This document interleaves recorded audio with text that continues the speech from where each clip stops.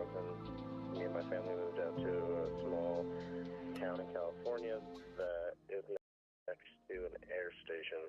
Our house is approximately 2 miles from the airstrips, and there's nothing weird lights, strange things flying around. I've had instances of time lapses, but one of the strangest things were 2 all-black F-35 landings escorting a gray tube, and I record this on camera. I sent copies to my brother, my dad, and my mom, and literally 30 minutes later, none of the copies were on our phone, and there was nothing to show for it. Ladies and gentlemen, welcome back to another episode of Debriefed. My name is Chris Ramsey, and today, well, honestly, today's going to be a little different. I've had some personal issues that I had to be around for, and so, as most of you know, I'm pretty much a one-man team when it comes to recording, setting up, filming, editing, everything that goes on at Area 52, and I take great pride in what I do. Being a one-man team also means that sometimes I will fall short on deadlines, and especially when they involve, something personal that I just, I can't get away from. I have to, I'm needed elsewhere. That being said, I didn't want to leave you guys hanging dry, and I decided to dust off something from the vault. So August of 2023 is where I uploaded the very first trailer to an episode I would do on Area 52, and that was 2 years ago this week. So this is the second anniversary of the Area 52 Investigations YouTube channel. It all started with my curiosity into remote viewing and a program called Stargate. It was a program ran by the military and the CIA and the DIA and the DoD back in the 70s, in which they collaborated with the Stanford Research Institute in trying to see if remote viewing was at all possible. And after 20 years of renewing the budget year after year, well, I suppose they found some modicum of success, and that really piqued my interest. I went down a rabbit hole and interviewed the top physicists that are studying remote viewing, but also got to interview someone who I consider a bit of a living legend, Joseph McMoneagle, otherwise known as Remote Viewer number 001. I traveled down to Virginia with my friend Nelson Dellis, and we made a 3-part mini-series, including also subsequent podcasts where Nelson and I, deep dive into our investigation into remote viewing. It was just a wonderful project. I learned so much, and it really set me down this path I'm on today. And so for that, I'm incredibly thankful. And so on this synchronous, serendipitous 2-year anniversary, today I leave with you the uncut interview of Joe McMoneagle. So if you were part of the membership, you already had access to this, but for those of you that didn't, here is, I think this is probably a 3-hour runtime of Joe McMoneagle, talking to us about how he got involved with the program, some of the most interesting cases he had ever seen. He talks about his Mars remote viewing, where they remote viewed Mars 1 million years ago. He talks about UFOs. He talks about secret programs. He talks about finding hostages. It is so compelling and just such a great reference for this stuff. So I urge you to listen in. And again, apologies for not being able to provide you with something fresh off the press this week, but rest assured that I'm working hard to deliver something next week. And so with that, I bid you adieu. Enjoy this interview with Joe McMoneagle, and I will see you on the next video. Peace and love. Let's go back to the beginning of when this all started. My name is Joseph McMoneagle. I was the first one recruited for the Stargate program, which back then was called Gondola Wish at the time. So they assigned me 001. When they recruited the second guy, they realized if you got 002, they'd be telling everybody how many viewers they had. So you got 375 or something. So I was the only one with a 00. So I'm the only one authorized to kill people with my head. Which I'm kidding, of course. After recruitment, I went to SRI, and was subjected to the 6 remote viewings because they sent me out there to be familiarized with it. And there was no training back then. We didn't have a clue what a remote viewing was. There were a lot of things in my history is the reason why they wanted me in the group. I was actually found by Russell Targ and Hal Putoff in interrogations. They interrogated a bunch of people, and I fell out of that. I think originally they had gone through hundreds of people looking for talent. So when I got to SRI, I did 6 remote viewings, and out of the 6 remote viewings, 5 of them were first place matches. Ed May, Dr. May told me that it was like very easy to match my remote viewings. So what's a first place matching? What does that mean? Well, there's 4 places, first place through 4th place. 4th place is no similarity to the target at all. 3rd place, maybe 20% similarities, which is chance. 2nd place is produced some valuable information, but it's not good enough to say it's actually the target. 1st place, no doubt. Wow. That's the target. And it's practically drawn. And in fact, I do very detailed drawings, so it was pretty easy to match my stuff. The 2nd place, the one 2nd place I had was, they said they argued about it. It could have been a 1st place.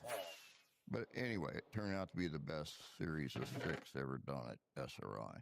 So when I got back, my desk was empty, and the general sent me out to join the crowd at Fort Meade. Very top secret. Oh, it's very sensitive, extremely sensitive. Yeah. And of course, almost my entire career in intelligence, I wore civilian clothes anyway. My hard time at Fort Meade, they put me in field grade officers' quarters. So being a warrant officer, you don't even talk about your rank in intelligence, right? Because you're dealing with all kinds of people in rank. So all the identity things on the orders all had rank and position and stuff, except mine. Mine just had my last name. So from that point on, everybody was trying to figure out where I worked and what I did, which nobody was ever successful at. Did it make it difficult to navigate socially during that time when you're because you know some people might be a little begrudging or just a little too curious? It's horrible. I mean, the social implications of that. And the other thing I did when I went to Fort Meade, I'm old school when it comes to Army. So I put on my dress uniform and white gloves and everything and reported to the general's house, the general that runs the whole base. Because that's what you did in the old days. Yeah. You reported there with a silver engraved card with your name and rank and all that on it. And I knocked on the door and his wife answered. And I saluted her and I handed her my card. And she had the little silver dish. She put it in the silver dish. So the first year I was there, I got invited to Thanksgiving dinner at the general's house. And everybody was looking at me and wondering how that happened. So I and the commanding general got to be really good friends because I could do things like drive equipment that's brand new. They would bring it around for him to see, and like an Abrams tank, maybe. He'd call me on the phone and say, "Can you drive a tank?" Stuff like that. So we were always getting in trouble together, but I really liked him, the first general anyway. We get along great. Was there more focus on science, or was it more about just testing the limitations of this or even the practical applications of it? Well, the entire time I was at Meade, it was originally designed to determine whether or not it was a threat, whether or not if the Russians, the Chinese were using it, is this a threat? And they knew nothing about remote viewing. So in a desirable kind of way, what you want to do is train a few people, have them target your own stuff like the Pentagon, the White House, stuff like that, collect some data, and then turn it over to an independent agency to evaluate. Mm. and they determine the threat that's there. And if it's a high threat, then you want to get more involved. If it turns out it's really nothing, you just close it off. You end the test period, and it's done. And so originally it was to determine the threat possibilities of remote viewing. The problem is it worked, and it worked really well eventually, which I'll get into in a minute. But it actually worked and made some people really happy because some of the stuff they were getting was stuff they couldn't get any other way. So it just took off on its own, and we became a tasking agency from that point on, which is we knew nothing about it. We just had tasks that came in, and we'd go in a room and talk about what we were perceiving. No, outside of the original protocol that we used, there was really no attempt to investigate scientifically anything. One of the things I got recruited for at SRI International is so they could continue to use me for collection and white rat me in the lab, hit me with things that they were studying, that sort of thing. I was in collection the whole period, so total 40 years of collection, which is a lot. But when I retired in 84, I also started my own company. It was Intuitive Intelligence Applications, incorporated in Virginia. And my wife became my tasker and all that stuff. So I would still work blind. And I worked for not a lot, but a few dozen major corporations. I worked for one for over 10 years. They kept coming back and asking for more. That was a mining company. Because they didn't have to core sample to make a decision on buying a piece of land. They just asked me. And then there were other companies that wanted advice on stock, investments, that sort of thing. And then I had the places I went and demonstrated it after they closed the program. I demonstrated it, I don't know how many times, probably 60 plus. This is like on television? On television, sometimes prime time. And you were the only one to do this, really? Yeah, there were a couple other people that attempted, and they failed. And I think the reason why is the way I trained myself. Most of the training, we were asked to go into a very quiet room. They put up soundproofing. They closed the windows off. They turned the whole room into a gray room. No bookcases, no extraneous stuff in there to steer you in some direction or another. The thing that did it for me, the colonel came up with this idea that he could make it better if we would tell him what was wrong. So he made a list of 25 things. And after the remote viewing, he would ask us to fill out the list and sign it, or initial it, I think it was. But the list had things like birds chirping outside the building, voices between the walls, too cold, too hot, that sort of stuff. I viewed that immediately as a list for validating my failures. So I went over and I crushed it all up in a ball and put it in the Zen basket. And I said, I'm not filling that stuff out. In fact, I'm going to try to do my remote viewings as much as I can, thinking about them. I may sit at a desk with the phone ringing. Who cares? If I can't learn to do it under any condition, what value would it be to me in the Army? You know, I could be asked to do a remote viewing next to a 155 battery. That's hardly going to not go through the walls. I learned to do it under any condition because I'd sit at my desk, you know, and do it. It was the proper way, in my opinion, to learn it, because you then had to shut everything out and focus, so you're in here more than out here. And so I could do that anywhere. In a restaurant, I could know whether the fish I ordered was a real fish.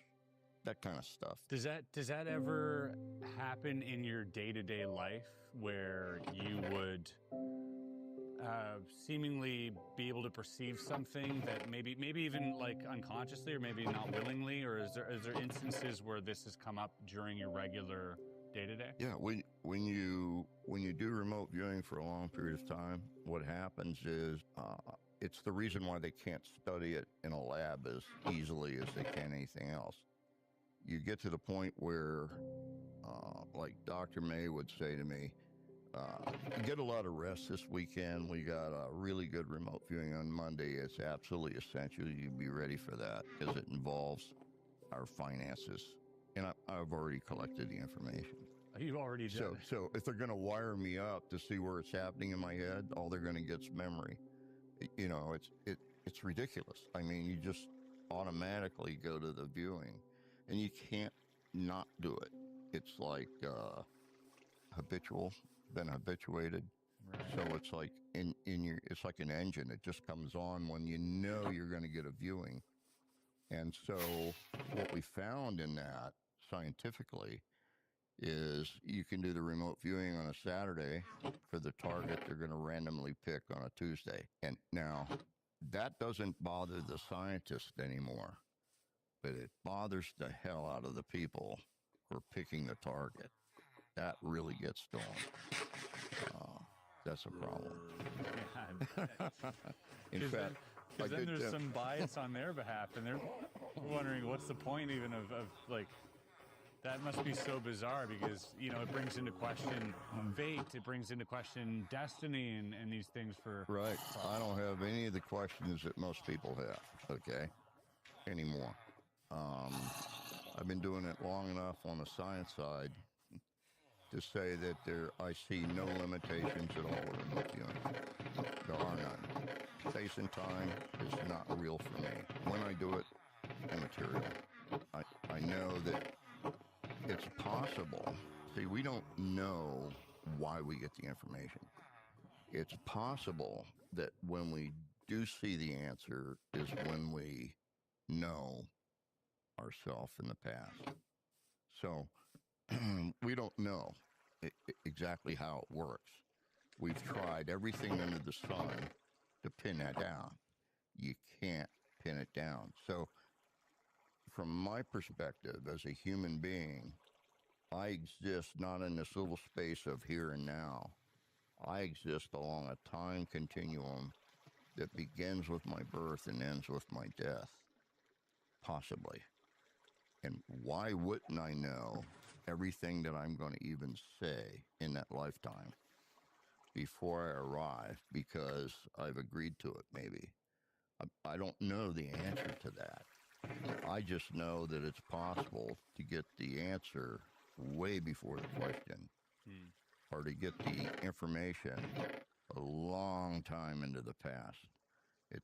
There seems to be no disruptions. The same with distance.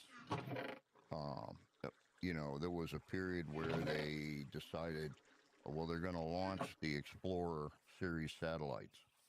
So let's look at the outer rim planets before they get there and see how accurate it is at telling us things about outer rim planets that nobody knows yet. We're going to collect it with the Explorer satellites. So they collect all this information from us. Then they collect the information when the Explorer series satellite gets there 7 years later. And it turns out to be 88% correct. So they say, even Inga Swan painted pictures of different planets and put rings around them when you can't see a ring. It turns out that's true. So all this glory is in their eyes. They're going to write these papers about, we even know stuff that no human knows. But that's not true, because when the Explorer information is spread through the public, everybody knows the answer. So maybe we just went ahead and got it from everybody. We don't, even we know then. So maybe we passed it to ourselves.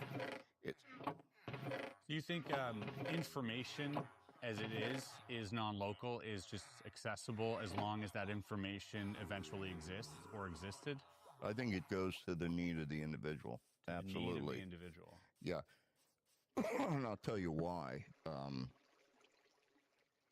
In Vietnam, I was in the 330th Radio Recon Unit. it sounds a little weird doing recon radio stuff. Okay. But at the time, we had ANPRD 1s, which are these boxes with an circular antenna on top, receiving antenna in the center, and these boxes set up on a tripod like a camera. And it had big batteries and radios and all this stuff, and you could tune up an enemy radio and DF location, direction find the location by turning the oval antenna. The problem was they worked really well inside 2,000 meters to the transmitter.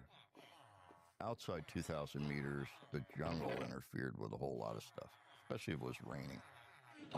Then you had a baseline you had to make so that you would get an intersecting lines, and closer to 90 to 90 you could get, the more accurate.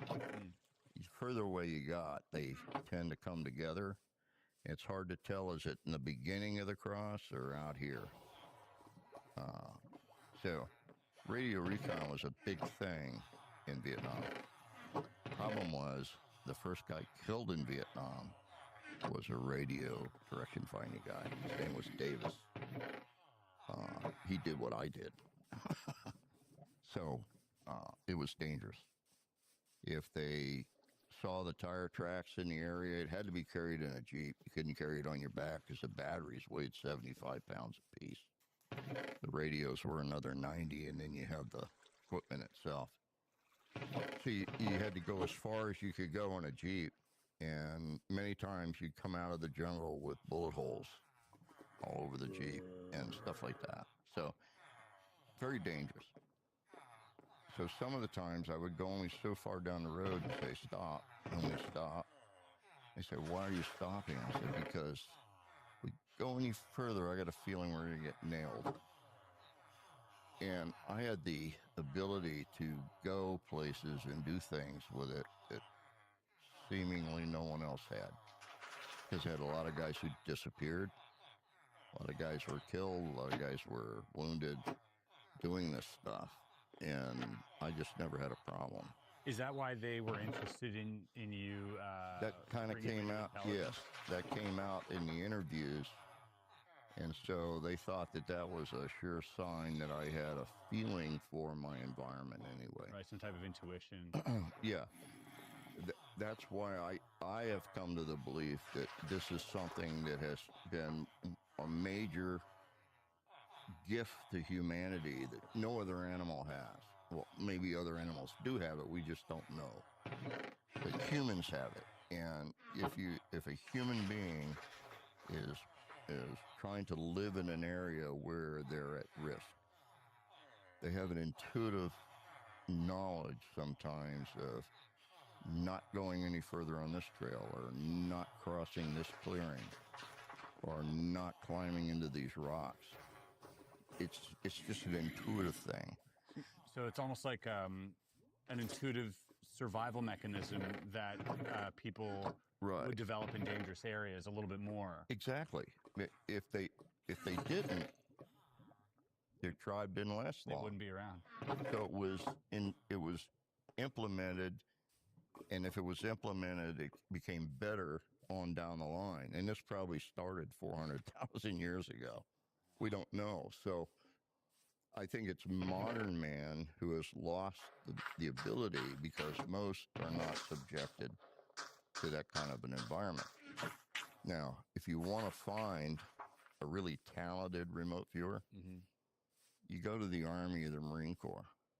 You go to the fire department. You go to the police department. You go where people's lives can be at risk. I know a surgeon that would be a fantastic remote viewer, because this particular surgeon was working on someone, I happen to know this, somebody told me, a nurse told me, was working in he was doing a surgery with an individual who had a blocked carotid artery. But there was a piece of, I don't know what they call it, plaque down here that was threatening to break loose. So it was very dangerous surgery. They were trying to go in the top and couldn't do it, and there was a lot of things they're trying to do to prevent this from getting to his brain. Right in the middle of the surgical procedure, it broke loose. And the surgeon, without even thinking, cut the guy's throat. Just took the scalpel and cut the carotid artery, and this plaque shot up onto the wall. And then he clamped it and sewed it back. Saved the guy's life. And everybody else went, and that entire action and thought took place in less than a second.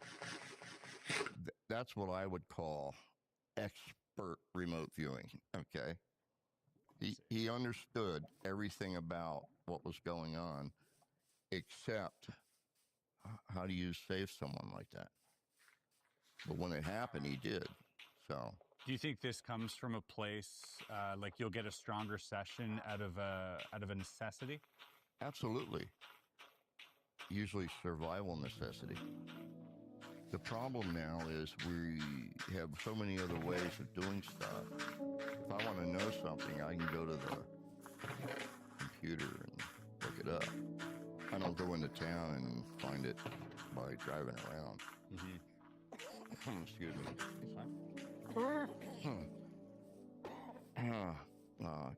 I have this cold. I've been tested, so I know it's a cold. No, you're okay. I got it from somebody's kid. Anyway. Okay, so we're now well into Meade. There's an established curiosity behind this. Hal Puthoff's involved, Russell Targ. Now, what's the transition like between Meade and the next step? How does that take place? Well, what happened, in my opinion, because I was there and I observed it, when they got new people in, there was a problem with the training. The training was terminated. Only McNair got through the entire 3 phases of the training. No one else did. They got possibly up to the second part. So the Army was stuck with having to finish the training package because Ingo refused to turn over all his materials, so he was released from the Army and told to go home. Took everything with him. So the people who had just come in, and the boss at the time, who none of them really understood much about the remote viewing, decided to finish the training themselves. So they drew it up the way they thought Ingo was intending to do it. In fact, according to SRI International, the training was not kosher.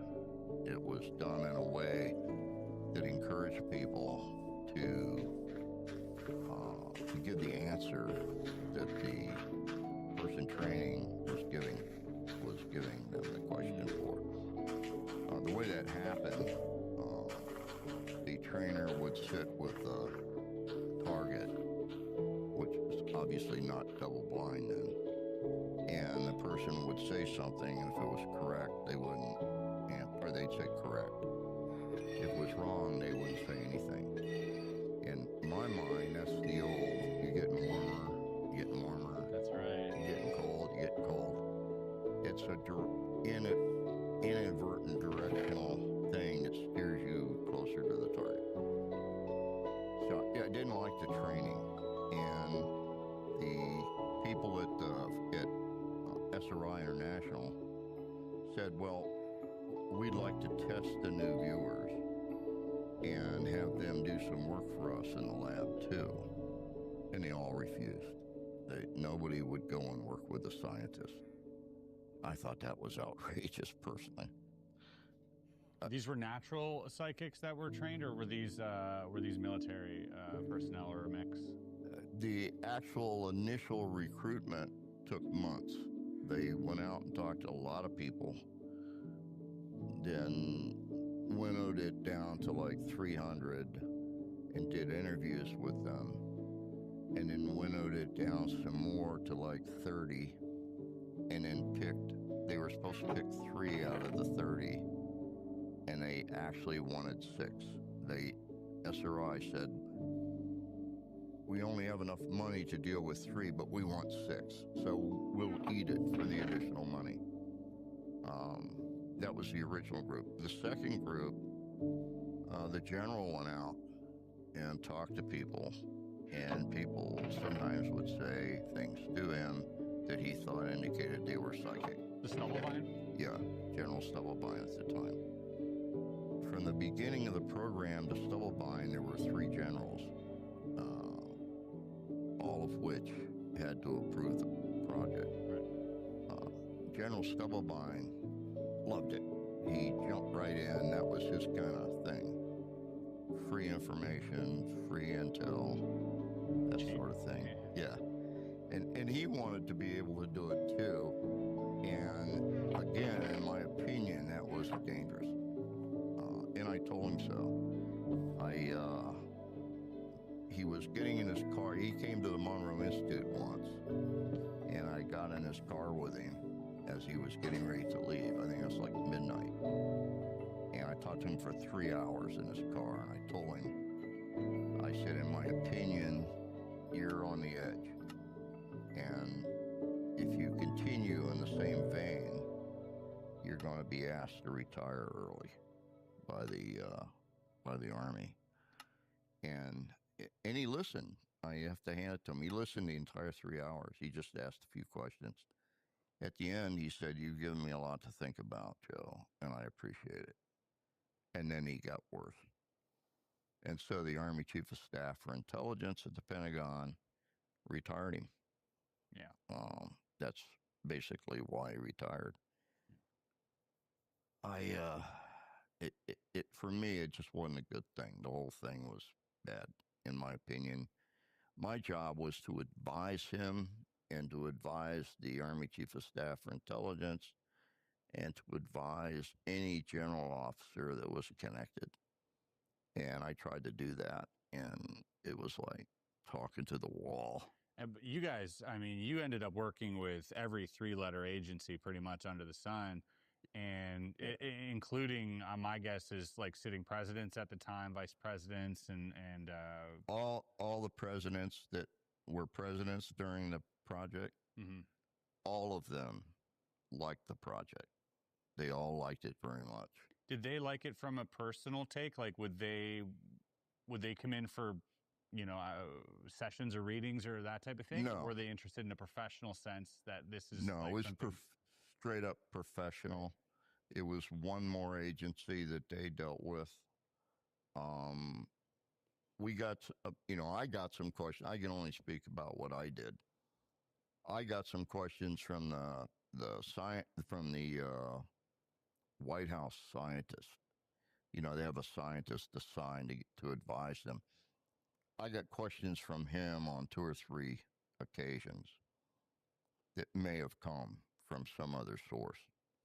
I don't know, so I can't talk to that. But I can tell you that there was no direct contact between anybody and a president at the time. If anybody claims that, they're, out of it. There were some pretty high-level people that sometimes asked questions, like committee members and things like that. And I had to give a demonstration once to the Senate Select Subcommittee for Intelligence, which was done in camera, in secret. And this was basically done every year. I can't tell you what happened in the process, but I can tell you that the reason it was done is they wanted input from everybody we supported. And everybody would go in and say, this is what they did for us. This is how it worked. This is what was good. This is what failed. And based on that, they would have approval over whether we got funded for another year. And it lasted 21 years. So that, somebody comes to your restaurant every day and eats there, they're getting something of value. I can't speak to the individuals who were tasking us. That all went through the colonel and the training officer. But I would say, generally speaking, the people who brought stuff to us were absolutely thoroughly agreed with what we were doing. It's such an interesting thing, for anyone out there who may be a little skeptical. Like if you just and take the science research aside, because I'm sure that itself, the research that you guys did over that time, must be staggering and just a large like repertoire archive of research that you guys. Oh, absolutely, and we it's all published. And it's all published. Yeah, so it's not like nobody has access to it. Yeah, you can buy it. And it's in 4 volumes. It's stacked like that. It's the original science is probably 1.8 million words. We had to cut it down to 1.4.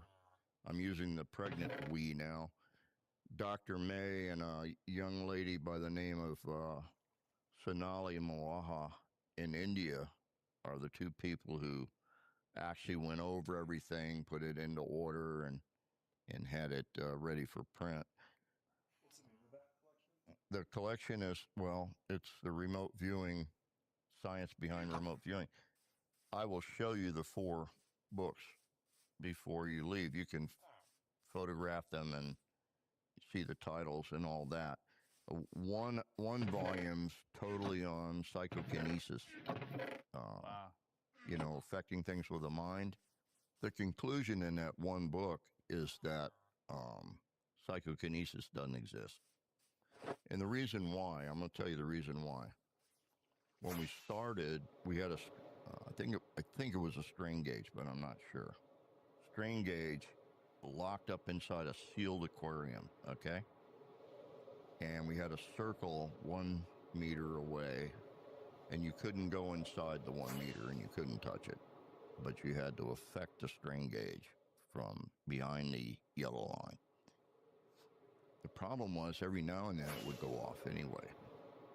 And we discovered heavily loaded dump trucks going over a steel plate out on Route 5, I think it was, the big highway. Every time they hit the steel plate, the strain gauge would go off. They're 1.5 miles away. Wow. So we floated it on air and put more shielding around it, and it still kept going off. Then we kind of discovered that the heavy elevator, the industrial elevator in the engineering department of SRI, sometimes would come down past the safety switch. And when it did, it would go, and our strain gauge would go. So we shielded for that. Make a long story short, over a year trying to make the experiment work by isolating it from all the other possibilities, we never could isolate the target, ever. So if you can't isolate something from a human being, you can't say it's psychokinesis, because it could be anything else. So that's the conclusion. Makes sense. $500,000 we spent on that. And that was something that I guess Uri Geller was involved in too initially, right? As a magician, Yeah. I'm very familiar with Uri Yeah. and his work. Yeah. I'll say, there was what are quickly, just maybe like we can touch on it briefly, but what are your thoughts on that? Because as a magician, it's really hard not to throw the baby out with the bathwater. Yeah. With his work, because Yeah. I know for a fact that some of his work is, more akin to charlatan. Well, there's two Two things I'll tell you, okay? One is he was never actually blessed by anything he did when he came to SRI International. He wanted it all to be done in the lab by them, and they refused because they know about him, okay? So he brought his own guy along with him, and they did experiments in the building, and they called that observed and condoned by SRI International, which it was not, never was. Now, I did a special for ABC at one of their studios out by the airport. And what they did is they introduced me, locked me in a soundproof room, sitting in a chair where my legs went to sleep. So the whole time I'm on camera doing this, trying to get comfortable because my back is a mess. The problem was when my wife and I arrived the night before, friends picked us up, and the only restaurant still open was the Crab at LAX. It looks like a big flying saucer on legs, and it's got LAX on the side and everything. So when they had a woman they took out of the audience, and they gave her money and a film crew and a helicopter and told her she could go anywhere in the area and call in when the cameras were there. Get a film crew. And she left. And then they put me in the room, so I couldn't know if there was any discussions about where she went or any of this. So I went in the room. The whole time I'm in the room, I am being bombarded in my head by LAX restaurant, which is right across the parking lot. And I'm thinking, well, that's where I was last night. So I'm trying to empty my mind and put it out of my mind the whole time, and for almost an hour. And they brought me out, set me at a desk with a big thing, white card with a magic marker. Can you draw where she is? And up until that point, all I'm getting is LAX restaurant. So I remembered something. It's a rule I have when I teach people. It's trust the system. And I heard this very loud voice in my head. It said, trust the system. So I drew a picture of the LAX restaurant. And they looked at it and said, wow, that's right across the parking lot. And I said, yeah, and I was there last night for dinner. And I'm saying all these things about how it could be wrong. And they told her to turn on the camera, and she walked in. She had been having coffee at the LAX restaurant because she's scared of helicopters. And so I absolutely nailed it. And so they break for commercials, and there's these feet running behind the curtain all the way around the studio's round. So they're going all the way around like this. And Yuri pops out of the curtain, runs up on the stage and grabs my hand and goes, that is the most amazing thing I've ever seen in my whole life. And he's pumping my hand. I said, thank you, Yuri. It's nice coming from you. And he runs off the stage, and they come back from commercial. That say much? What does that training process look like? And while you're in there, are there any new recruits that you guys are bringing in? Is there protocol for those? Is there, because there are the way I've understood, there are different schools of thought in this. That's right. And one can be, this can be taught and everything else, and then no, there needs to be a natural ability involved. And then from there, there's also differentiating techniques and. But what does that look like when you're in there? Are you bringing new people in? Are you training them? Is that something that they're interested in doing? That didn't happen till the very end of my time at Fort Meade. I spent 7 years in the project before I retired. Almost my entire prior time was overseas. I spent almost 14 straight years overseas, going from Far East to Europe, and on an active intel mission. So I really didn't like the project, but the general sent me there, so I did the best I could. When I had the 5 first place matches and 1 near second place, and came back to Fort Meade, my training consisted of doing remote viewings. Just over and over. Over and over. I had 24 straight failures. And I'm going to tell you why. The ego got involved. I'm the greatest remote viewer in the world. That's what they told me. So why isn't this working? I think it's because when somebody first starts, they nail it because the ego mind, the ego-driven part of the mind, I don't know what's going on here. I'm going to back away and see what happens. And they nail it. Almost everybody nails the first target they get. Then they step back in, the ego says, now I know what's going on, I'm in charge. And you have failures. And I think that's what happens. 24 straight failures. My 25th target I did, I was ready to walk away. 25th target. All I got was a screaming pain in my head, and that's what I said. I said, I don't know what this is. And we drove to the target, and we pulled in front of the fire station. So we're parked in front of the fire station. This doesn't look like my target. All I had was a screaming headache, and all the alarms went off.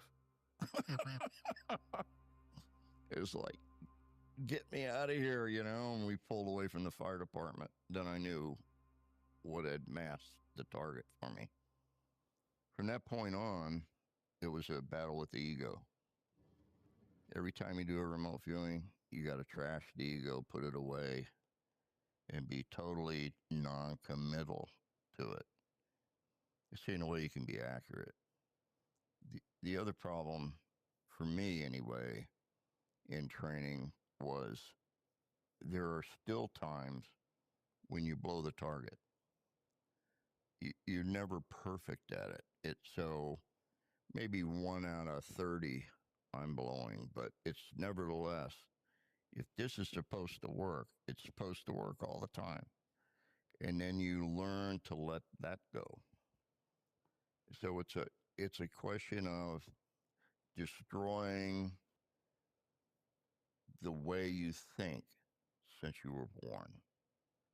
The way you think about reality in this comes out of what your parents told you when you were growing up, what your neighbors told you that you respected, what your preacher told you in church, what your teachers told you in school, et cetera, et cetera. So you have this model of the universe that everybody operates by, and everybody's in agreement or close to agreement.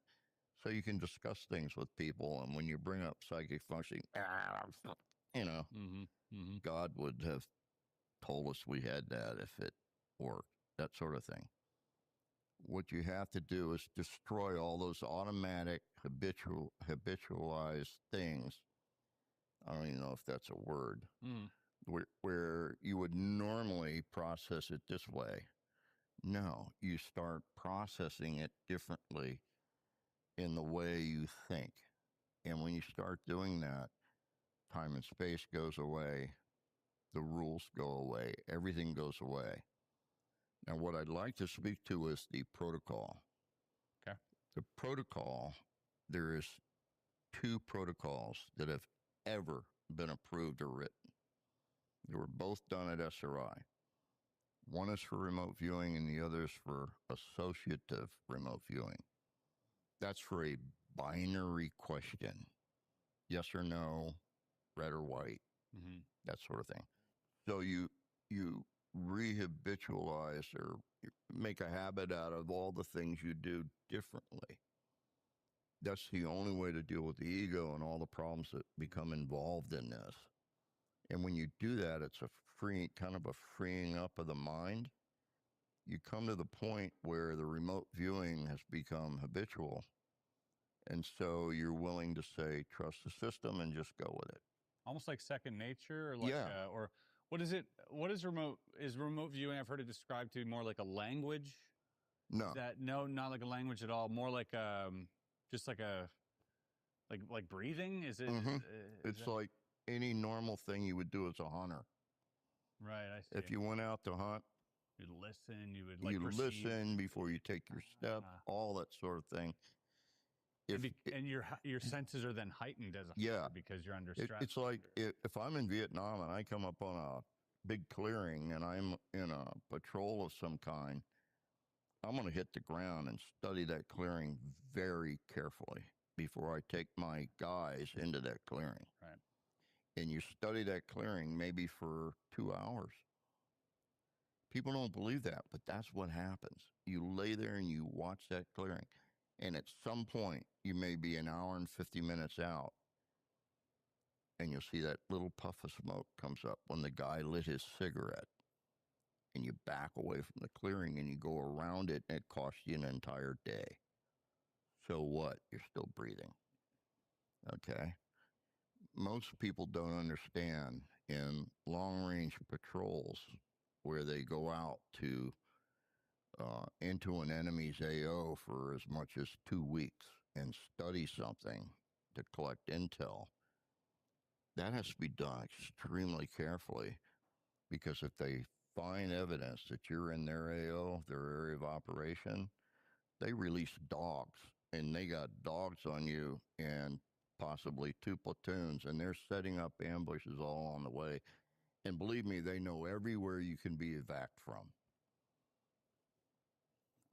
Most guys in the patrol stuff, radio, whether it's just deep patrols for intel, half of those units disappear. Yeah. They just disappear. So that's more, it speaks more again to like that survival, that instinctive survival mechanism that innately exists. And that, would you say that like near-death experience had an effect on remote viewing? There's, obviously there's the school of classical trained psychics, I guess, who believe that near-death experiences offer some type of insight into like the source or wherever, we're going or we're coming from.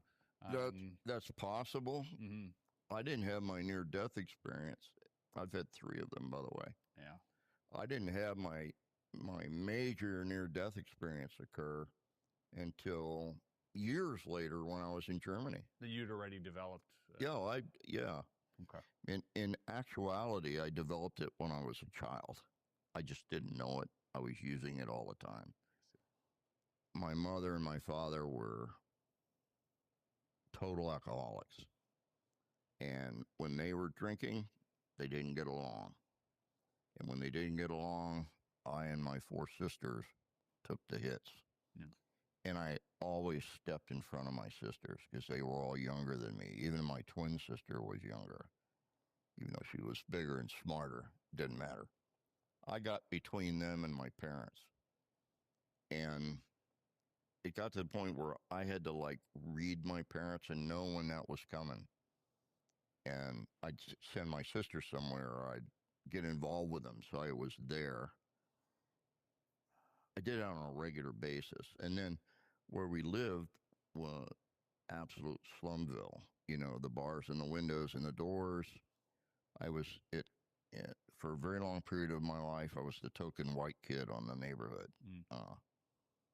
We had Haitian refugees in one place, Cuban refugees in another, others in different areas. And I mean, you had to be the fastest kid on the block, plus. So I learned a lot of that when I was growing up. Reading people, knowing which direction to go if they couldn't follow you. That's my life growing up. I see. So I just kept applying it. It was just purely instinctual, always right, always on always the out of instinct. necessity, out of instinct. Right. And so how do you end up channeling that when you're asked to do a task that you know nothing about by someone you don't even know who the person wanting this information is? Like, how do you even channel that type of instinctual, sense? That's exactly how you do it, instinctively. And know that you can do it. The real problem comes in the fact that the person coming in the door doesn't know how you're doing it. So they have a problem. They give what they want to somebody, and like the training officer or the colonel, and they try to turn it into a task that's doable. Okay. The problem with that is the tasking itself sometimes drives you off the target. There's lots of things that come to play there, which is why I really wanted to see more contact with the science side, which is why I wound up in the science side, because I kept voicing that to them as well as the scientists. And so you reach a point where some of your failures are obviously based on the way you were tasked. So a lot of people, a lot of viewers would go, well, I need better tasking or I can't do this. In my mind, I thought, well, I have to learn to retask myself to give them what they need. And so no matter what the tasking was, at some point in my period in the project, at some point in there, I said, I'm just going to give them what's going to make them happy. And so they could task me, and I ignored it. Right. They didn't even need a tasker. Yeah, just give me what I need to make them happy. And so my answers sometimes confuse the person who brought the target in until they understood it matched their need and not what they thought they needed. So you were the better tasker. And they would come back and say, later, they'd come back and say, I didn't know I needed this, but this solved my whole problem. And that's why the guys in the field really liked me a lot. You know, they come in and say, give this a number one. I just want number one to do this. And towards the last 18 months, that's all they got was number one because nobody else was doing it. You feel like, I think I already know the answer, but, you know, this is a project that went on through military for 20 plus years and millions of dollars. And then when, you know, Nightline, they made this 60-minute thing or whatever it was, that sort of, because it was speculated that the Pentagon was spending money on these projects, which they denied for years, obviously, because top secret, you can't divulge that type of thing. But then when Nightline did this special, that's when everything sort of got flipped on its head, and the Army intelligence sort of backed away from it, and kind of even just didn't want to be associated with the with the program whatsoever, and things became declassified. But in that period, like, it's really hard for me to believe that the Army or whatever, you know, whatever branch just quit and walked away. Yeah, it's so cheap, and it feels so cheap and accurate. Like, it feels like the cheapest form of spy tech, and the most like the most accurate. Like, how could you just set my chair up a little bit? Yeah, no problem. How could you step away from a project? Here's some of the problems. When you look at $21 million or $23 million over 18 years or whatever, 20 years or whatever it was, that's chicken feed. Yeah, that's pocket money. They spent $480,000 for the helmets of the guys who are flying the F-35s now. It's BS. The CIA had just finished a fight with Congress over MK Ultra, which was the use of LSD for interrogation purposes. They gave it to one of their own guys at a party, and he took a dive out of a 9-story building. So Congress raked him over the coals back and forth for 2 years, and then assigned him this target, this project. So the CIA is like, not on your best day. And then the Congress is saying, you work for us, we don't work for you. So you will take this, turn it black, and bury it somewhere. Okay. Not going to happen. So they engineered a review of the entire project, and they hired 2 people they thought would be negative. One of them happened to be a person who has denied the possibility of it for a long, long time. Unfortunately, in his report, he came out and said, yeah, there is something going on here. I wouldn't call it psychic. I don't know what it is. I haven't figured it out yet, but there's something going on. The statistician, who was probably the best statistician in the world, said this is world-class psychic functioning. Statistically, it's off the chart. Anomalous. Yeah, in every way you can review it. I've known her for a long time, and she is, you don't mess with her and her statistics, okay? So they had a problem. So that and a number of other issues. The reason it was outed on Nightline There's a reason for that. Is you will know if you go back over the history of Nightline, they outed a lot of stuff.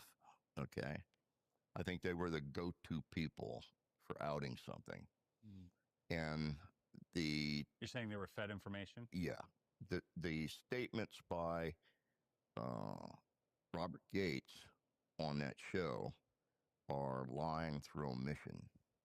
Okay, he made a statement. He said, in not one case was remote viewing information used as standalone information for anything that ever happened at the CIA.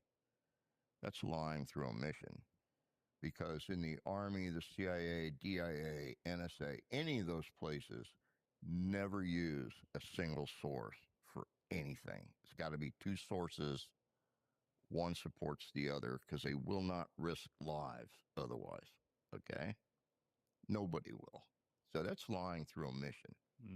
Leaves you with an impression that it never worked. Right. When in fact, it worked 80% of the time. In fact, when it first started, the investigation scientifically, it was down in the 30 percentile or something. And they made some changes to the way they treated the people that were doing the remote viewing. Just Not the way... the protocol. No. Didn't change a thing in the protocol. Changed how they brought the person into the room, made them the most important person in the room, put them in a sealed room and gave them a target and expected them to have an output, which they did, and their results went to 80%. Okay, when it worked, it just went, it shot up there, and they were accused of cheating, and so they gave the protocol to other labs, and they validated it. They told them, you got to do this, you got to do that, but here's the protocol. They did it within the protocol, double blind. They went to 80%. So there was no question that this is something's happening here. It was SRI that continued the investigation and the remote viewing because they wanted to make it 100%. It will never be 100%. As a survival mechanism, I think that's what it is, and I think they tweaked it just enough in the way they protocoled it so that they get an individualized view into different targets. The way Hal Puthoff says, he says you put up a cardboard block on a window and you just punch a hole through it with your finger and you see a little bit of the target. That's what you get. And you punch your finger through there 6 or 8 times. You get data, some of which is important enough to change the view of the target. That's how it actually works. The idea that it can be used to fruition, meaning you can target an intercontinental ballistic missile field and draw it in detail, you better find somebody who's world-class, who's got 40 years of experience behind them, because that's the only way you're going to get that. Otherwise, they're cheating. If somebody does a remote viewing from beginning to end, draws a perfect rendition of a human being and says, that's the target, they're cheating. It just doesn't happen down in the introductory levels of remote viewing. But it does happen in the expert. Yeah. World class, somebody who knows a lot about remote viewing and is working in the science area and understands how they got to learn things and what they got to destroy and rebuild in their own mind. They can be a world-class viewer. I've known 4 in my life. You've known 4 throughout your entire life? Yeah, besides me. And 2 of them are way better than me. And the only thing that differentiates me from others is I'm also an artist. I'm a trained sculptor. I can paint. I can draw. I can do almost anything artistically. So when I present something as an artist, I put in detail that supports the viewing. It turns out to be correct. I did a drawing. I did tracking of an agent as an example. I think I heard about this. Yeah. This was the 3 different locations? Right. Okay, please. Okay. This is Can you interesting. track an agent? Oh, yeah, piece of cake. So the targeting material was the person's social security number. From that, you can't tell anything. You don't know how old they are. You don't know if they're male, female. You don't know where they work. You don't know anything. Just that's to the person. The first time I got a call was like at midnight, and I was staying with a psychologist in San Francisco. I was going to do some viewing in the lab the next day. I got a telephone call. It was like 12:30 midnight. Woke him up. He woke me up. I'm in the kitchen. He made coffee, and I did the target. And the target I drew was hills with sticks on them, something moving in a circle at the top of the sticks, and dotted lines putting them all together saying, this is some kind of an energy system in a field of hills. He was actually in Altoona Pass or something. I don't know what they call it, in California. Mm-hmm. Parked in the middle of the wind generator system. And I got a 99 because Dr. May says I didn't tell him the color of his rental car. Anyway. Can you divulge what agency this was, or is that classified still? No, I can't tell you what agency, Okay. but I can tell you that they were duly impressed. Okay. Okay. It had my psychologist friend snoring through the whole thing because he was face down on the table in the kitchen while I was doing it. The next time I got a call, they said, trying to remember what the second target was. I can't. Was it the collider or the electron? Oh yeah. He was standing inside the accelerator building for the collider at the University of it's Stanford University. It's out away from the college somewhere. I've never seen it, but I'm trying to draw this thing. I don't know if you've ever seen the inside of the generating area of a collider. You can't draw it if you're standing there looking at it. I mean, it is so complicated. It's not funny. So I'm trying to draw this thing, and I wound up with this very screwed up, highly technical thing. And I stopped and I said, I can't draw this stupid thing. It's an accelerator. So the third time was the best one. It's midnight, and he's at the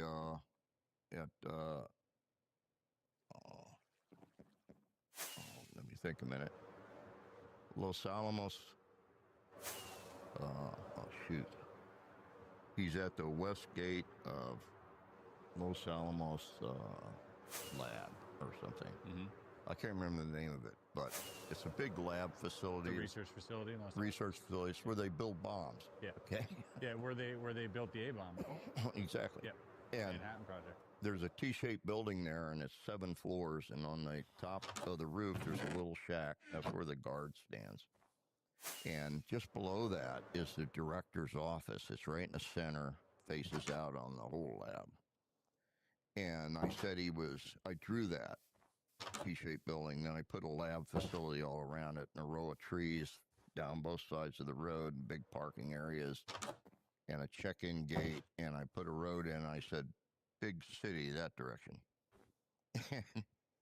And when I drew the T-shaped building, I said, he's in the T-shaped building, top floor. He's in the director's office, smoking one of the director's cigars with his feet crossed up on the desk.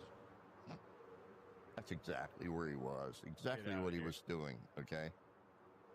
But my last target, they came back. And that was the A building. That just blew them out of the box. So they came back and said, he's working on something. We don't know what it is. Tell us what it is. And so I drew two things. The one thing I put in a big van, big tractor trailer, and I drew what is basically microwave equipment, very detailed, inside the van, pointed out of the open end of the van at a bunch of stuff on the ground at a certain beam width. And I gave them, unfortunately, I gave them the frequency, but they had to interpret it. The frequency I gave them was for something else, but it actually matched exactly the frequency of the microwaves that he was using. And the bandwidth that he was projecting was dead on, 60 degrees. And he was cooking electronic equipment at distance using this, okay? And it was a brand new piece of equipment. And so I drew all that. And I said, but he also has something to do with the solar array down the road. There's a big tower, and there's a whole lot of mirrors, like 300, 400 mirrors, all pointed at the tower. And they're made up of pieces that computers can refigure them to project a perfect beam to the tower. And on top of the tower, they create a huge energy burst. And they're testing energy production using the sun. And my monitor said, well, which one is he working on? I said, well, that's kind of his hobby. Well, they came back immediately and said, wow, he did an amazing thing with a target, but our guy has no hobbies. That's what they said. So my feedback is they're going to allow me to see what he's done. So we go out to Sandista, the labs at Sandista, out in the desert, and we're driving in the car. We had a driver taking us there, and we're driving in this car. And we came over a hill, and this guard put a guard thing down. He said, I'm sorry, I can't let you go any further. We're testing the solar array. And Dr. May turned to me, and he says, I wish I had a bag. I'd put it over your head. I don't know why you got that, too. But we sat there. You could smell the ozone in the air, and they built this, like, miniature sun on the tip of the tower. It really impressed me a lot. I said, wow, that's so cool. And Ed was so mad because I had seen it. So we drive, they lift the thing, we're going down the road, and there's this car coming down the road on the left, a big cloud of dust behind it. And it turned right in front of us and headed down the road in front of us. So we pull up in this guy's place, and that's where the car went. We get out. I said, didn't we just see you coming from the solar array? And he says, yeah, that's kind of my hobby. I go over there for lunch. Said that on tape. We got him. And then I see the stuff. Well, what they did is they took my remote viewing and all my statements, gave it to an independent agency, and they came back and said, we can build this, and said exactly what he was building and what he was doing based on the remote viewing. Now, we got a nice check for research from this group of people. They never talked to us again. It scared them so badly, I think. They'd never had anything done like that. Do you think it scared them on a security level? Absolutely. Well, that's the thing, though. It's like, I mean, it would almost be more to their benefit to lean into it more than to back away from it, wouldn't it? That's my view. Yeah. You don't bury your head in the sand if you got a threat. That's right. Especially if you don't know exactly anything about the threat. Right. You don't know a thing about it. You know you can use it, and you know there are no secrets. Yeah. But it must be scary to, work in a field where classification and secrecy is paramount, knowing that, it's all for naught if this exists.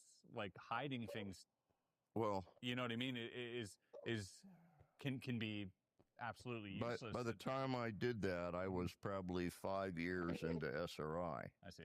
So I was continuing to grow and mature as a viewer, working with the scientists, because I will tell you, they are a lot harsher about the protocol than anybody. Makes sense. So being that way and being able to perform in that, really does something to your understanding and your belief and your constructs that you live by. It makes you a better viewer. Has that changed over the years? You've seen yourself just constantly outperforming what you've done, or do you hit a plateau at all? No, I think the plateau's very early. The plateau's early. Yeah, and that plateau, it has a lot to do with how far you're willing to go with it. I see. It's kind of like going up onto a plateau. When you hit that plateau, you go, oh my God, it's a whole different world. You're changed by then. Things have altered for you. You don't believe anything in terms of time. Time goes away completely, and you start thinking about how you work within a broader framework of time than not. It's like, I'll take a past target as far back as you want to go. Take a future target, maybe a week. There's a difference. You take a past target, all the conceptualizations that people might have about it existing, being real, why it's happening, is way understandable. You can go 2 weeks ahead in some lab and describe what they're doing. You don't have a clue. Not a clue, because the concepts haven't been developed yet. Do you think that has to do with free will? It's got a lot to do with being able to say what it is, or report on what it's intended to do. Right, That sort of something that actually happened versus we can't see into the future because it hasn't been created yet. It's like, I'll give you an example.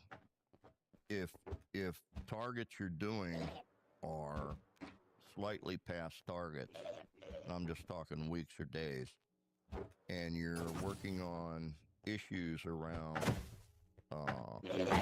high energy laser, as an example, you're in the pointer stage, okay? You jump 5 weeks ahead to Sylvania, and you target the first laser that burned through 3 inches of stainless steel with a light beam. You see that, and you describe that to me and tell me why it's happening. You don't know, because nobody knows why that's happening. I mean, it's kind of like, well, you may get the data, but you're not going to draw it. So the data you understand has what to I'm saying? exist in some form. Yeah. First. So what it does, eventually you reach what I call a tertiary plateau. You got to be in the job 30 years and digging scientifically into why you are doing it and all the reasons that support it and all the changes that take place. And somewhere around 30 years, you can draw what's occurring, and people say, "Oh crap, that's not real." That's a problem, okay? Because now you got to wait until somebody says, "This is what we have, and this is what it does," and then you know you're right. You understand what I'm saying? I do understand. It's hard. Yeah. Or is it like refining at that point? You refine the presentation of the material. I see. You don't get any better at getting it. I see. So it's the interpretation of what your sensing gets better over time, but it's loud and clear every time. Right. I see. Yeah. And it's hard to get there, because you have to change in here and up here in order to get there. Are you a religious person? Are you someone who follows religion? Well, when I was born, I was a Baptist. Mm-hmm. So my mother and father were Baptist. Yeah. So I was brought up a little ways in the Baptist church. At some point, my mother decided we needed to be Methodist. I think some of her sisters were Methodist and talked her into it. I don't know. It confused me because I had to get baptized twice, and I had to get Bible studies twice. I couldn't understand why. And then in my 12th year or somewhere in there, she decided being a Catholic was a good thing. I got baptized the third time and went back to Bible school, and, by then it was like, yeah, okay. So I was Catholic when I went to high school, And I was in high school with 80% of the class people not being Catholic. So, in the parts that were religious, I was arguing positions that sometimes were against Catholic beliefs. But I had one of my priests who was teaching pull me aside and tell me I was an A student. He had no other A students in his class. He said because my positions I could defend. That's all he cared about, is my belief. I could defend my belief. That taught me something. That taught me that what I believe and what I do has to match my personal morality and ethics, okay? Now, I learned a long time ago, and I learned this right when I first went in the Army, and carried it all the way through to being a warrant officer and everything else. Ethics and morality are the two things you could never delegate to somebody else. You can't give it away, you can't assign it. And I've heard so many people say you give them everything you got and let them decide what to do with it. Wrong, okay? So in the intel business, there's a lot of people when they find out, oh, you can do this like in a psychic way and nobody will know. And they look at you really weird when you say, did you bring your warrant with you? It's like, what? Nobody's gonna know. Yeah, but it's an American citizen. I need a warrant. Your ethics and morality have to toe the line. When 9/11 occurred, I remember there being huge arguments about throw them all out, and somebody else saying, no, we should find the really good people and have them help us, you know? But there were arguments. So, well, they believe this, you know, how are they going to help us? They weren't even accurate in their assessment. So I got in my little Fiat. I drove over across town in D.C. to the mosque and walked in and asked the head of the mosque. I said, can I ask you, I told him, I said, I'm from, 902nd MI group. Can I sit and talk to you about what it is to be a Muslim? Because I don't know and I need to know. And he said, certainly. And we had tea. We sat for about 3 hours and just talked. And I taped the whole thing. Asked him first. Sure. And he was ready to help any way he could. I went back with it to the headquarters. I'm walking in and the guard says, the general wants to see you. So I go in to see the general, and the general's going, oh, look here, picture of you going into the mosque. Here's one taken by our buds over at such and such a country. It's you going in the mosque. They got half the world watching that mosque. Nobody's going in to ask for help. So I left the tapes on his desk. I said, that's truth in the tapes. You might want to listen to it. Did we do anything? No. A lot of people just went on with their hatred and their beliefs. That's unconscionable to me. If somebody did that to me in the field, what are you going to do? So that's always sort of been a part of your life. But have you ever had a point where you had to rearrange how you thought once this was introduced? Like, what was that like? What was that moment like? Or what was that reading like? Was there a session? Was that after those 5? Or like, what was that inner crisis like? Oh, everything changed. Am I a religious person? No, I'm a spiritual person. There is no doubt that there's a grand engineer somewhere or something that's created all of this. Does he, she, it, does it have an interest in me personally? Probably not. I am equipped to be here. I'm another human being that was born, and I'm equipped to be here. It's just that I can choose how I want to pay attention to how I'm equipped. I can get more education if I want it, which I did. I thought, for a long time, going to school, like college, is you go when you need information for something specific. So I would go and take 3 or 4 classes on something and accumulate the credit hours and everything, but never for a degree. So I'm going to this teacher's college in New York for like years, just whenever I wanted something. So you learn. So I'm accumulating all these credit hours, and I get this call one day. You can't do that. Why not? It has to do with degrees. You need a degree.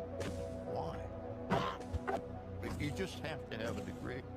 So I had to pick from 4 degrees, and I had 1 month to finish sociology. And I used to lack 1 course. I could take sociology and get computers as a second. And I said to them, why are you forcing me to do this? And it has to do with money and structure. I'm taking up a seat that somebody will spend way more money on. Okay? And I just found it to be ludicrous. And guess what happened to all my credit hours when I got my degree? Gone. Gone from the record. So, it's stupid, the whole thing. But that's not how I live my life. I live my life the way I want to. That fulfills me in the way I want to be fulfilled. And that's different for every individual, I suppose. Yeah, it is. And so you're affected by the things you do, you're affected by the things you learn, and you're affected by remote viewing.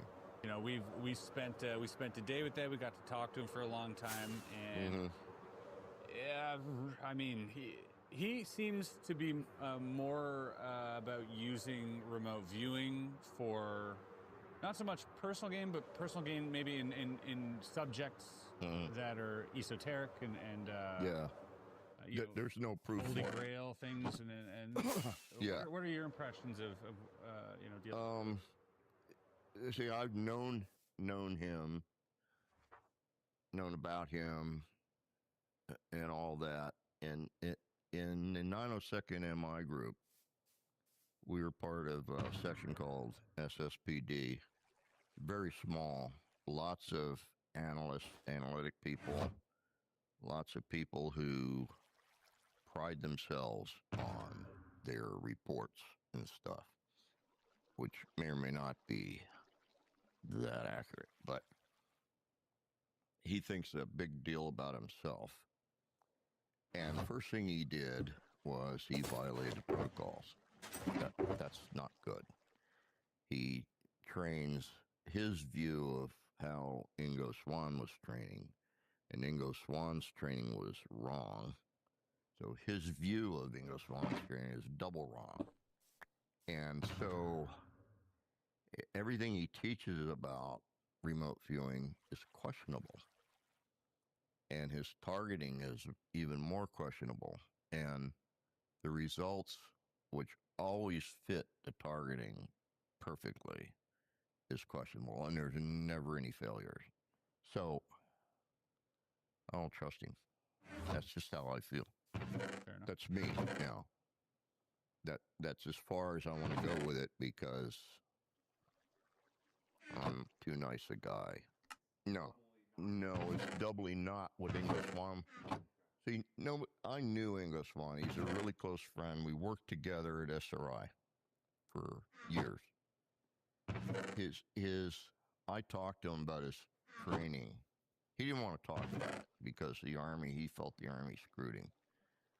But Ingo, he told me the way he was teaching, and it was basically sitting there with a target right in front of him, saying, very good, to someone who gave him a right answer, and not saying anything at all when they gave him a bad answer. Well, that's an inappropriate teaching methodology. It was from the very beginning. Anybody that does that should recognize that's not teaching somebody to be totally blind. That's teaching them to follow everything that's being projected by the teacher, which eye movement, head movement, everything tells you something about what you're doing. You're biased. It's a bias that gets in the way, and people will get the target eventually by putting a lot of information down Okay. And if you get it, let's say you get it, they had like stage 1, stage 2, stage 3 type of responses. If you're giving a response and somebody says, that's stage 2, I don't want that yet. That's a valid perception on the target and you don't want it yet. Come on, you know. So would you how does a session look like when you do a session? How does that structure differ and how does that look like? I teach remote viewing at the Monroe Institute, have for years. And what I said, they came and asked me, our training officer, Skip Atwater, used to train the remote viewing at the Institute. A lot of what he presented was historic knowledge about how the program worked and everything. When he stopped, he retired and went away, which is about 6 years ago. They came and asked me to fill in for him.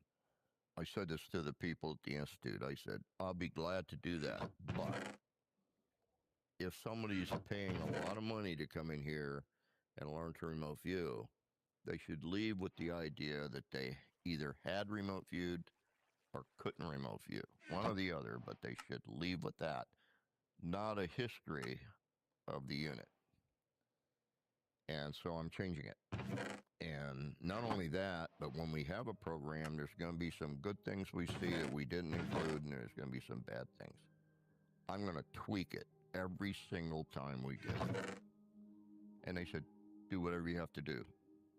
So that's how I run the program.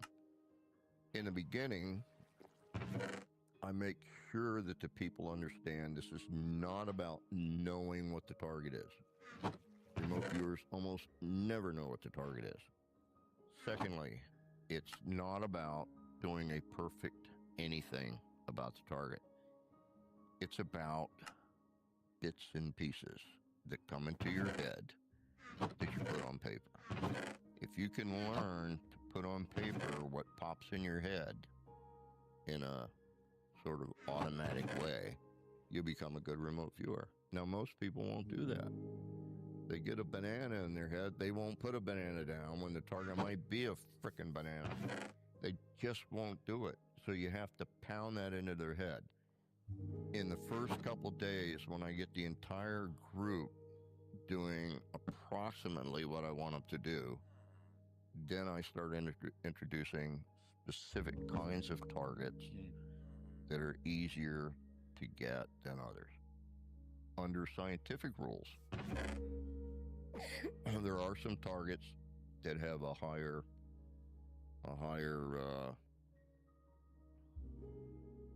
I don't know what to call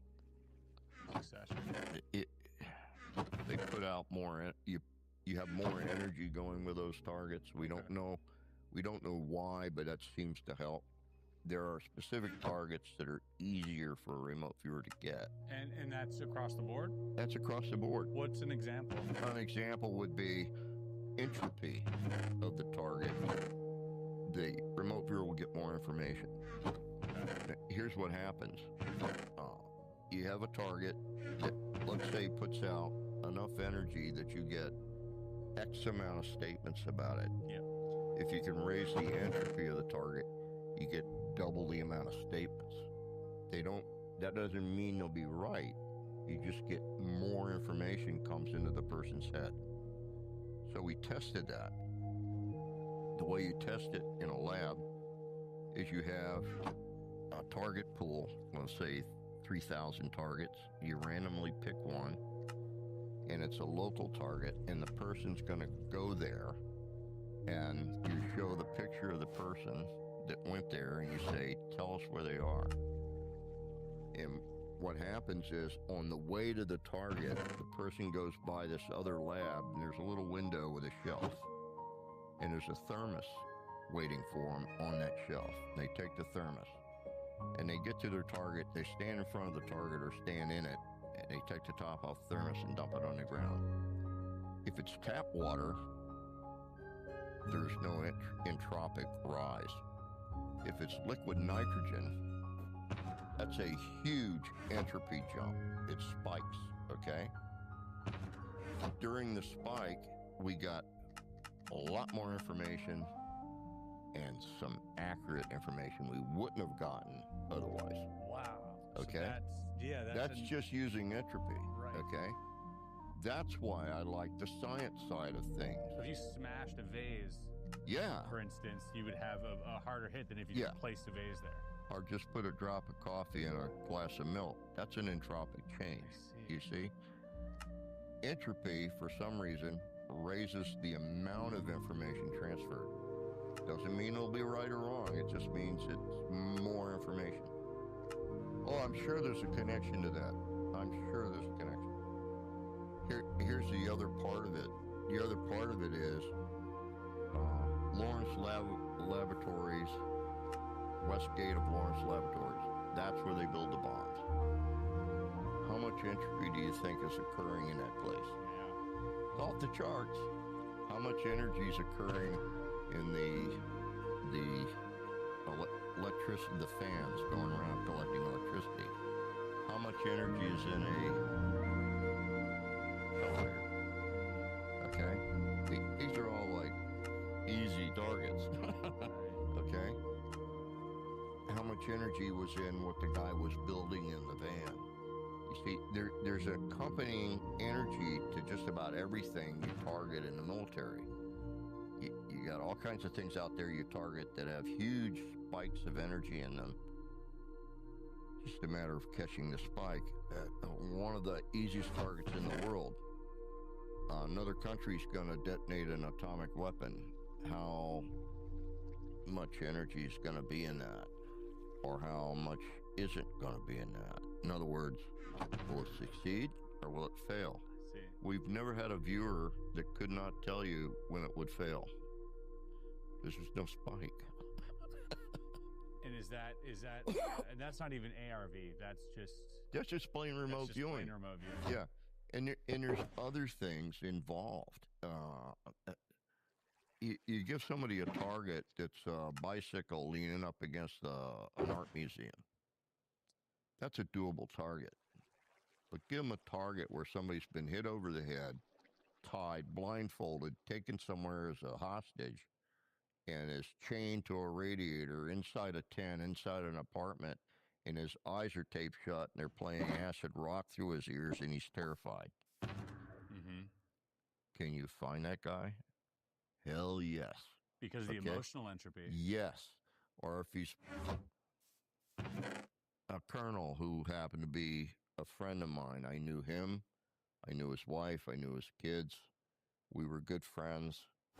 Kidnapped. UN. He was the UN representative in Lebanon. Taken by the Hezbollah. Tortured to death with a blowtorch. I knew exactly where he was being held. Gave him exactly how to get to him. I knew he was being tortured, and I knew he was dying. Single source, they wouldn't go. Right, because it's the only source. 6 months later, they captured one of the guys that was torturing him, and I was correct on everything I gave him. That hurts. Yeah. Or when you look in the civilian world, you look for a missing person, and you spend 7 hours fighting with the local sheriff and anybody else controlling the search. And they finally let you go in because nothing else is working. And you find the body, and it's under an hour that they died because there's no lividity. Right. What do you feel like doing? Yeah. I mean to tell you, it hurts. And there's those problems. And so there's a lot of down stuff you do with remote viewing. There's a lot of high stuff you do.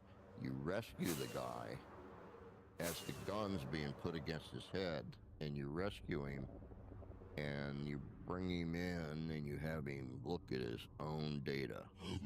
And the remark out of them is, you ought to have a school to train people how to think to help their own rescue. This was mentioned, I believe, by General Dozier, right? Yeah, that's right. He had talked about, you should train people in those scenarios on how to observe their surroundings. And think to aid their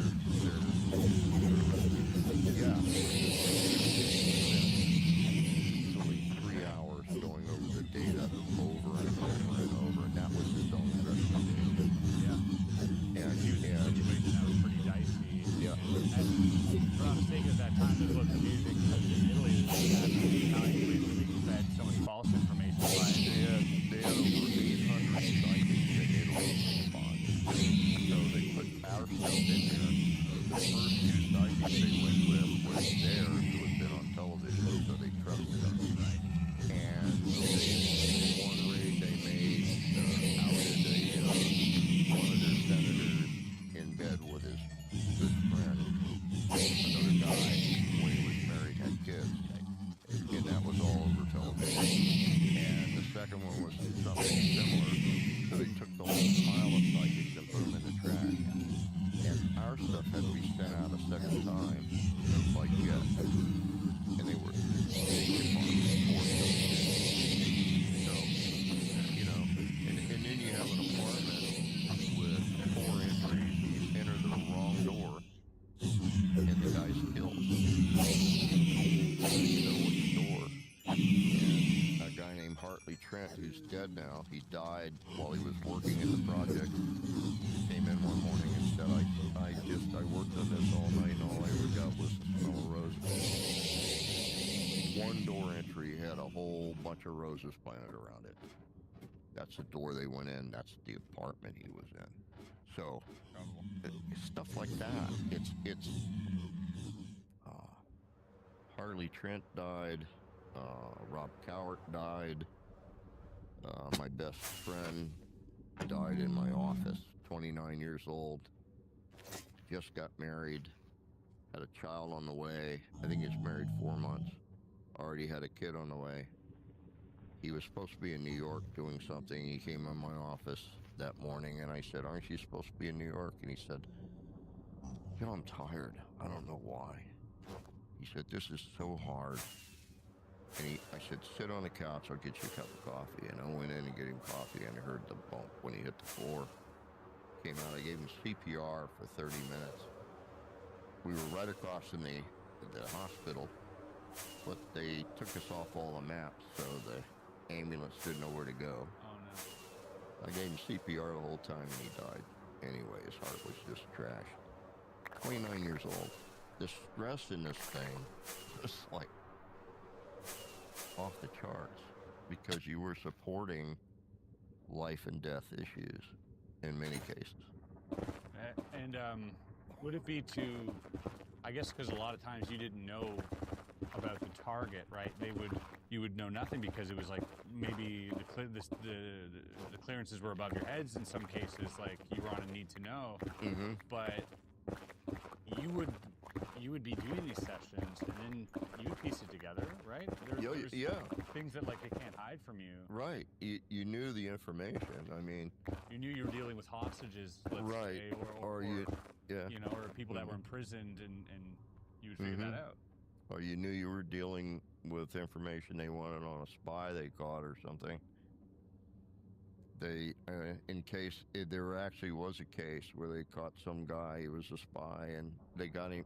They caught him in Africa, I think. Oh, and turned him calculator. Turn him over to our people. And when they did, they needed to know how does he encrypt his material. And what he got from 3 of us was he uses what looks like a transistor radio, but you turn the knob a certain way, it encrypts. But he didn't have a radio, and they searched all his belongings, nothing. No radio. And we said, you need to go back to South Africa and talk to the police that picked him up. So they did, and one of the cops took the radio and gave it to his kid. And his kid was playing the radio. So they got the radio, and they had the encryption device. So that was like a double entendre, or however you want to say it. You have to sign a lot of NDAs? After these sessions? They make you sign a lot of NDAs after these sessions sometimes? No, not at all. Because everything was already top secret. Everything was classified. Everything was special intelligence. Everything was no foreign, which I found kind of funny because when the CIA said nothing worked, a couple people went to the CIA with requests for information on the project. And the CIA came back and said, there isn't. And they said, hey, you told us on national television that they didn't do anything that worked. So why is it classified? So the CIA dumped everything. What they did is they took out each folder and shuffled all the folders together, so you couldn't tell what went with what folder. Oh. That was for a start. And then they left some very valid things out that did work, and we knew they worked and could prove it, and Wow. they kept those aside, and they just dumped it all on the folk like Dames, guys like that, and it all came out on the internet, and it was like nothing like we had done. But what it did is it declassified everything. Now, we had one book with just the reports on what we did, and that was from the science side. And the funny thing about it is, well, you can see from the reports that some stuff went in and nothing came back, and other things we got loads of stuff back on. So there's lots of stuff hidden in there, but there's a lot of stuff that never got released. I had a friend in the Navy SEALs. He's a commander. He went in to review some of the stuff in the boxes. He had to fight to get in there. He was given access to the boxes, and when he said not a single box had a seal broken on them. That's like 100 boxes of information. The CIA never broke the seals on them. Not only that, and this is what changed my mind about going over to the science side. The science side was sending us to our colonel, was sending these packets with how to improve the remote viewing, like the entropy, stuff like that.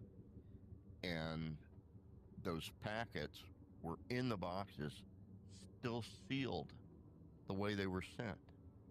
So the colonel didn't give them to anybody, just hid them in his safe. So there were 8 or 9 things in there that could have been helping us. We were never allowed to see. And the reason why is the guys who were in the unit adamantly refused to go near the science side. They wouldn't participate with them.